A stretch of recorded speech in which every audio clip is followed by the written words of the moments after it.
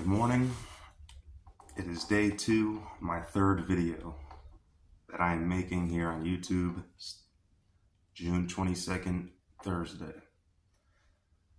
Again, my name is Aaron Gilbert. And today I'm going to talk about helping others. Or at least begin about talking about helping others. Helping others has been an aspiration of mine. I've always tried to figure out, like, hey, how do I help people? Last video I talked about how I got sober, February 22nd. I'm like, what's the best way to help people? What's the best way to help people? Clean up some trash. So I went on this endeavor of just going around picking up trash around the neighborhood. Felt good. I used to hear from my family that my dad would, whenever he's at someone's house, he'd pick up the trash in front of their house, around the neighborhood really. And that's kind of like what drove me to begin picking up trash myself. I'm like, yeah, be like my father in that way, at least. It's a positive way to kind of, help the neighborhood, help the community. But as far as a larger way to help others, ultimately I wanted to reach a point where I would help maybe the homeless. I had this idea that if I made enough money one day, or even like through a full-time, part-time job, I could pay homeless people like $10 an hour to help me pick up a particular area in my neighborhood. 3 hours tops, they'd get $30, boom. They did something positive. They have money, they're happy, food, whatever it is they need, clothes.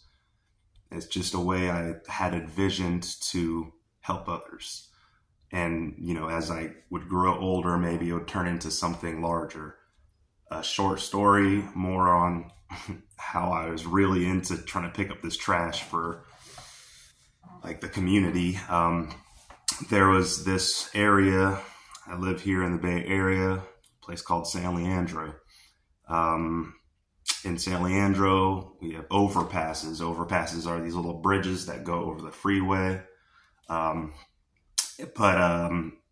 lot of people see these overpasses underneath them and they think it's a trash can. So they go over there, they dump all their shit. Maybe some homeless people would just throw a bunch of trash there, and kids walk around my neighborhood. Parents want to walk their kids around. They want to get some fresh air. And how are they going to get fresh air? How are they going to feel comfortable walking their kids around when there's needles, trash, rats just running around the place they want to be walking their kids around? So in my mind, I was like, okay, our city isn't really doing anything about this. It was like that. It was building up and up and up. I swear this trash pile was like taller than me when I started. City's not doing anything about it. Instead of complaining, instead of like, F San Leandro. No, I was like, I'm just going to get up. I'm going to go ahead and pick that up. A good friend of mine, he helped me. I was like, dude, we're going to make this YouTube video. We're going to start picking up trash and it's going to be awesome. We're going to make hits. So we got to it. He helped me pick up some trash. He video recorded me. He had a GoPro, got it. And ultimately we got it done. At the end of everything, we had about 150 something trash bags, 55-gallon trash bags, those big black trash bags, 150 something piled up along the pillar that holds up this overpass. And that whole area was just clean. I think I found a bucket as I was cleaning, a dirty bucket, picked it up with the little picker-upper. And at the end of it, I found about 50 used needles. I found just little piles of shit. I've encountered too many rats for one day. But at the end of it, I got a really good feeling of just, hey, I'm doing something for my community. Blah, blah, blah. what kind of killed that aspiration was I was like, okay, what the fuck am I going to do with all these trash bags? I can't just leave them here, still trash, in the same exact place I picked it up at. So I don't have a truck to bring it to the dumps, and even if I had a truck, it would cost money to bring that stuff to the dump, because you can't just drop off trash to the dump for free. It's going to cost a lot of money. And I didn't feel, like doing all that. So renting a truck, I didn't even have the money to rent a truck to do that. I didn't even have a license to do that. So I did what the next best thing would be. I contacted the mayor of San Leandro, and her name's Deborah Cox. Shout out to Deborah Cox. She's awesome, because she offered me some trash bags. She offered me some picker-uppers, and she was down for it. She was like, hey, I really appreciate it. Since that trash is on the railroad tracks, we can't really do nothing about it because it's different property. That didn't make sense to my head. It still doesn't. But I was like, Deborah, I don't need any picker-uppers. I don't need any trash bags. I bought all the trash bags. I had picker-uppers. I actually used a shovel most of the time, because the picker-upper was just obsolete compared to all this trash. Anyway, I was like, Deborah, all I really need is a freaking trash, a truck, a garbage truck to come pick this stuff up. She's like, oh, I can't do that. I can't do that. I'm sorry. It's not, if it's on the sidewalk, we can do it because that's part of the city. But if it's on the railroad tracks, which it was, we can't, because even though it didn't make any sense. Next day it rolls around. I call my friend, hey, it didn't work out with the mayor. We got to find plan B. But a little bit before all this, I heard from a wise guy. He was like, the squeaky wheel gets the oil. And so I was like, okay, I'm a squeak. And I kept squeaking. I kept squeaking. I kept contacting Deborah. And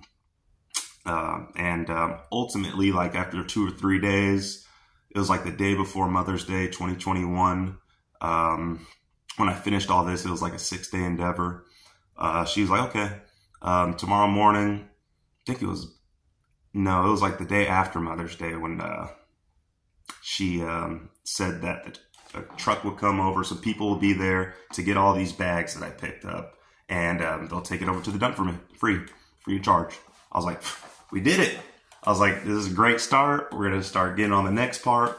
So in my mind, I'm like, all right, I'm going to be there in the morning when these guys get there with this truck. I didn't really know what I was going to look. I didn't know what I was going to see. I didn't have anything really pictured. But what I had pictured was what I imagined was that a garbage truck would come through. 2 guys would get out of the truck and start just muscling these bags into a truck.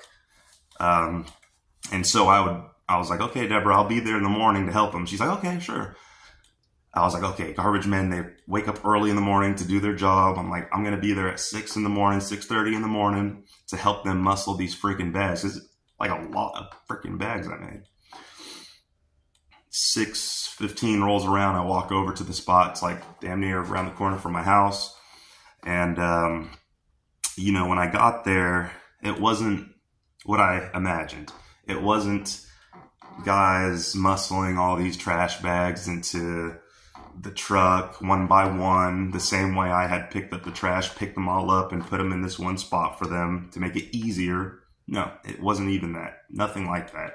They actually had this little machine, like with the scooper and the truck in the back, the scooper and the truck in the back, just like kind of shoveling it, picking it up, and putting it into another truck. 2 machines. I was like, all the muscle they used was the lever in their truck. And I just used all this energy and all this muscle myself to,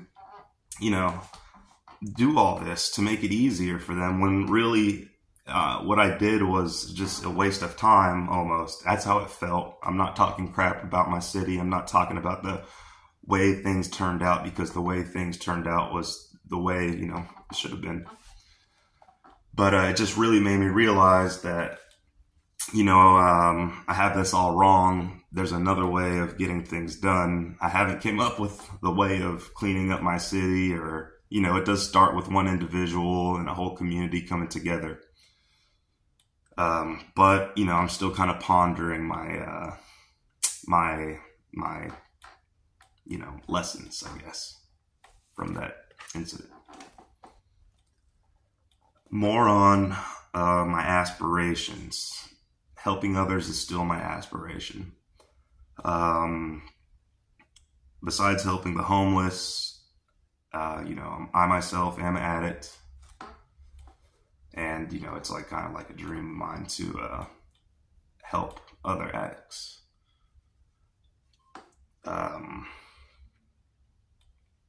Yeah. And so yesterday I actually attended my first NA meeting. It was great. It was like one of the most positive experiences I've ever had. It was like a group of men, probably like 20 guys in this room. I was on the virtual video, and there were guys just like me who are struggling with their addiction. And I'm like, whoa, why is it the first time I'm attending this? This is like kind of what I needed. It's like, it's comforting to be around the people that have been around the same things, that have done the same things, been around the same things, did drugs just like you, did some things they regret. And, there's a lot to relate to, a lot of people you could relate to. And just, I found out that, hey, I'm going to start working through these steps. They have these steps that they work through. And there's 12 steps in total. I'm like, one guy, I was like kind of like lost in some of the things they were talking about. But, with the 12 steps, you can't move down to the freaking 9th step, 8th step, 7th step first. Even though you really like how that sounds, you can't do that. You got to start right here on the top or at the bottom at step 1. Which step 1, I'll just share with you guys. Step 1, we admitted we are powerless to our addiction, that our lives had become unmanageable. And, I'm powerless to my addiction. I did drugs for a long time, fucked up my brain, fucked up, my life. It's unmanageable. And, I understand that. But with the NA meeting, I also understand that,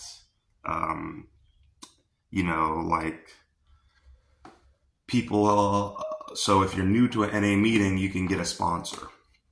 This word sponsor.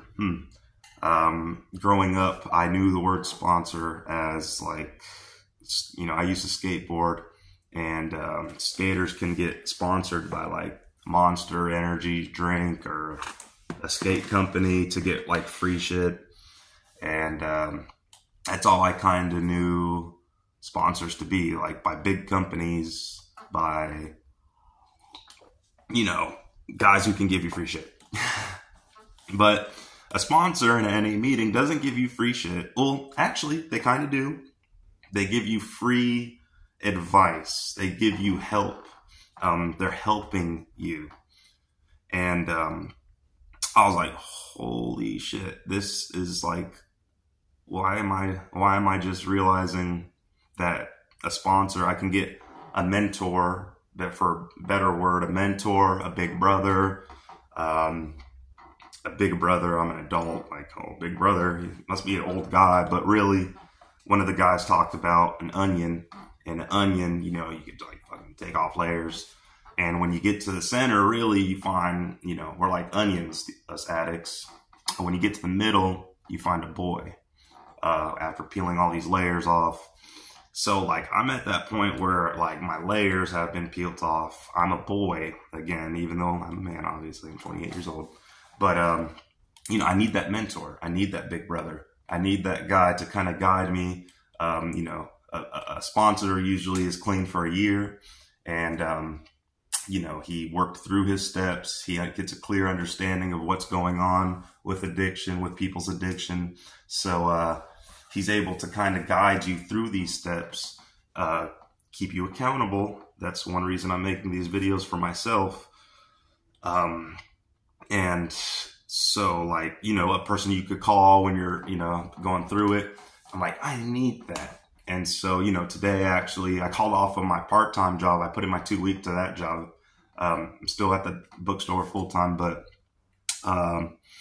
you know, I'm gonna call off again at that job I put my 2 weeks in. It's like I already put in my 2 weeks, and I feel like I can get a lot more out of attending another meeting. I got meetings like Monday through Sunday, and there's one like down the street from my house today. I'm gonna attend that, and I'm gonna find myself a mentor. I'm gonna find a big brother. Maybe if I, you know, and all it takes is going to a meeting, finding someone you could relate to, someone you kind of like, you know, you have that good feel for, and you just go up to him, be like, hey man, you know, you may have heard him talk. He's been clear for so-and-so years.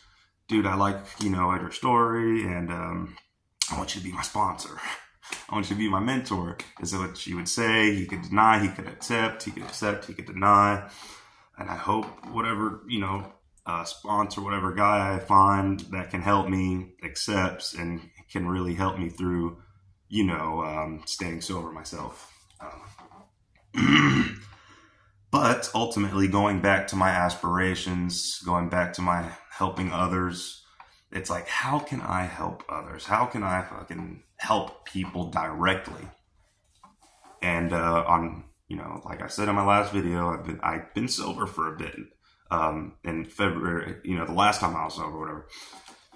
But I was like that for a year and a half, and I realized if I attended these NA meetings back then, I could have reached a point to where I, you know, got a clear understanding of what's going on with my addiction and all that. And maybe I could have been someone's sponsor right now, and I could have been doing exactly what I want to do still to this day. I could have been someone's sponsor. I would have been, I don't know. I don't want to say woulda, coulda, shoulda, but right now I did have a little, you know, Saturday, like you saw in my first video. So I relapsed, whatever.